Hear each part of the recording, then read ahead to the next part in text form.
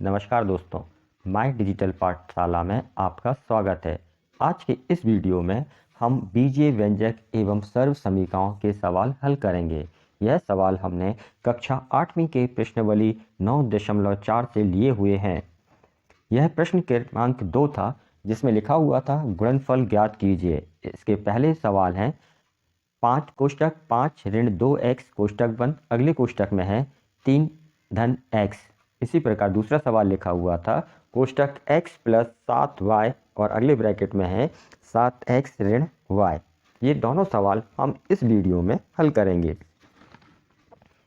पहले सवाल को हम हल करते हैं। तो पहला सवाल लिखा हुआ था कोष्टक 5 ऋण 2x और अगले ब्रैकेट में 3 धन x। अब इस ब्रैकेट में इन दोनों ब्रैकेटों को हमें आपस में गुणा करना है। इन दोनों ब्रैकेट के बीच में कोई भी निशान नहीं है ना। और सवाल में लिखा हुआ था गुणनफल ज्ञात कीजिए। तो हमें क्या ज्ञात करना है? इन दोनों का गुणनफल। गुणा करने के बाद हमें उत्तर ज्ञात करना है।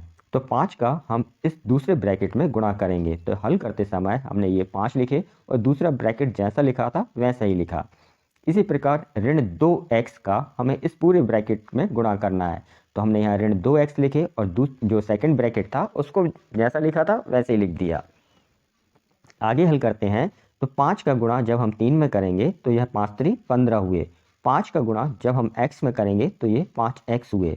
ये ऋण है और यहाँ पे 3 धन के हैं। तो धन और ऋण का जब हम गुणा करेंगे तो यह ऋण हुए। 2 का गुणा जब हम 3 में करेंगे तो यह हुए 2 3 6 और ये x था इसलिए x आए। ये ऋण है और ये धन का निशान है। धन और ऋण का जब आप गुणा करोगे तो यह ऋण हो गए।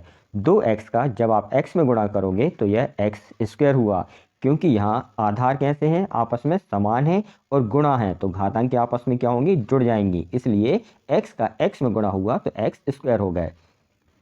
अब यह सवाल को इस स्टेप को आगे हल करेंगे। तो इनको हम क्रम के अनुसार लिखेंगे। जैसे सबसे पहले हम x स्क्वायर की संख्या लिखते हैं, है ना। तो यहाँ पे x स्क्वायर लिखा हुआ है। इस वाले चरण में और कहीं भी x स्क्वायर नहीं लिखा है, इसलिए हम इस x स्क्वायर को जैसा लिखा है वैसे लिखेंगे। इसको हल करने की आवश्यकता नहीं है। तो ये ऋण 2x स्क्वायर लिखा था, यहाँ हमने ऋण 2x स्क्वायर लिखा।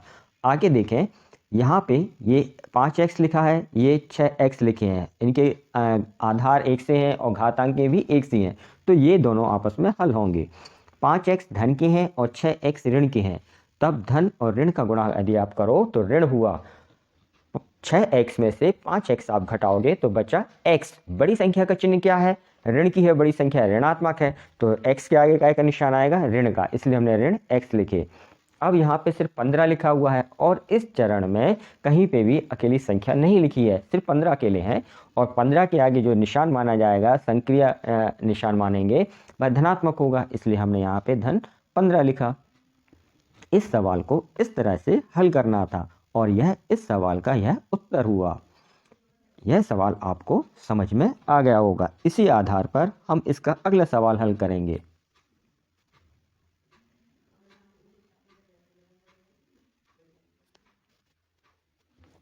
दूसरा सवाल लिखा हुआ था कोष्टक x प्लस 7y कोष्टक बंद, अगले ब्रैकेट में था 7x ऋण y ब्रैकेट बंद। जब हम हल करेंगे तब हमें इस x का इस पूरे ब्रैकेट में गुणा करना है। इसी प्रकार प्लस 7y का इस पूरे ब्रैकेट में हमें गुणा करना होगा। हल करते समय हमने यही लिखा, x, ये जो लिखा था x लिखा। अब जो दूसरा ब्रैकेट था उसको लिखा, प्लस 7y लिखा है, इसलिए यहाँ पे प्लस 7y लिखा। जो सेकंड ब्रैकेट था उसको यहाँ पे फिर लिखा। अब अगले चरण में इनके हम गुणा करके लिखते हैं। जब आप x का गुणा 7x में करोगे तब यह हुआ 7x स्क्वायर। x का गुणा ऋण y में आप करोगे तो ये धन के हैं और ये ऋण के, धन और ऋण ऋण हुआ। x का गुणा जब आप y में करोगे तब यह हुआ x y। यहाँ पे प्लस है, ये भी प्लस है, तो प्लस और प्लस का गुणा करो तो प्लस हुए। 7y का गुणा 7x में आप करोगे तो 7 और 7 का गुणा हुआ तो 7 7 49 हो गए। x और y का गुणा किया तो यहाँ x y आए। यहाँ पे ये प्लस का निशान है, ये माइनस का है। प्लस और माइनस का जब आप गुणा करोगे तो यहाँ ऋण हुए। 7y का गुणा जब आप y में करोगे तो ये 7y स्क्वायर हुए। यहाँ y और यहाँ y आधार आपस में कैसे हैं? समान है और गुणा है, इसलिए घातांक आपस में क्या होंगे? जुड़ जाएंगे, इसलिए यहाँ पे y स्क्वायर आया। आगे हम हल करेंगे तो यहाँ पे 7x लिखा था, यहाँ 7x लिखा, ये ऋण 7y² थे तो हमने यहाँ पे ऋण 7y² लिखे। आप वैसे इसके बाद ही लिखें तो ज़्यादा अच्छा है। अब यहाँ पे ये धन xy लिखा है, ये xy लिखा है, इनके ये आपस में समान हैं। अब ये धन और ये ऋण है, धन और ऋण आपस में क्या होता है, ऋण होते हैं।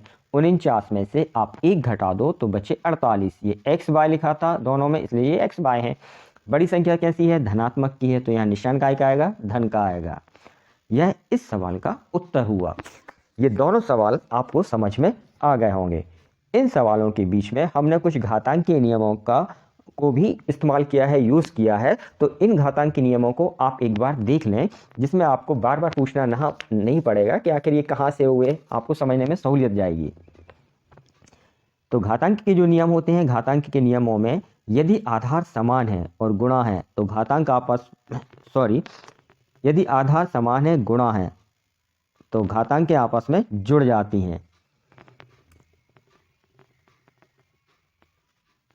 और यदि आधार समान है भाग है तो घातांक आपस में घट जाती हैं। यदि घातांक के ऊपर घातांक है तो घातांकों का आपस में गुणा हो जाता है। इसी प्रकार यहाँ पे a और b के ऊपर n की पावर है तो ये a के ऊपर भी घातांक मानी जाएगी और b के ऊपर भी घातांक मानी जाएगी। और यदि किसी संख्या के ऊपर 0 की घातांक है तो उसका मान हमेशा 1 होगा। ये कुछ घातांक के नियम हैं जिन्हें आप ध्यान रखें। इस वीडियो में बस इतना ही, मिलते हैं फिर अगली किसी वीडियो में। आपके पास यदि कोई प्रश्न या सुझाव हो तो वह आप हमें कमेंट्स बॉक्स में लिखें। आप चैनल से जुड़े रहें, इसके लिए आप माय डिजिटल पाठशाला को सब्सक्राइब करें। वीडियो समझ में आया हो तो इसे लाइक व शेयर करें।